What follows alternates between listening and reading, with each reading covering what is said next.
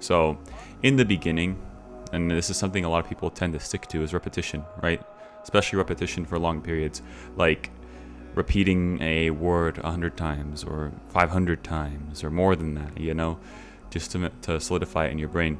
I don't think this is a bad idea, especially in the beginning, at least, when your tongue is not used to the Arabic language, your ears are not used to the Arabic language, and it almost feels like you're just struggling to say a specific word, and it's more painful to memorize individual words at the beginning, right? But as you gain more knowledge, as you memorize more vocabulary, as you improve your grammar over time slowly, and you start to see the patterns in the Arabic language, you start to see how the Arabic language works as a whole slowly over time. These things, they just click. They start to slowly click in your head, and then memorizing becomes easier and easier and easier. And then at that point, repetition, it doesn't really have, a great role in memorizing, though it's still important to a degree.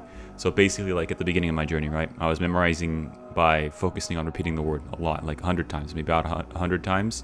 And then there's this other method that I would use. It's very, very important. It's called active recall, which is where active recall is also known as spaced repetition as well, where basically what you do is you review, you do the initial memorization, you could do the initial period where you go over the stuff, you go over the new vocab, and then after a little while, it's going to be 5 minutes, it's going to be 10 minutes, it's going to be 30 minutes, it's going to be an hour, it can be a few hours, you try to use your brain and try to think, and see how much you remembered.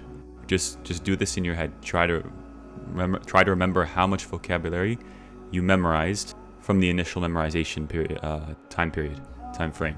And when you're able, even though it's painful, especially at the beginning, even though it's painful, if you manage to get it correct, like you come up with the word, then you check yourself, you got it correct, your brain solidifies it at that point.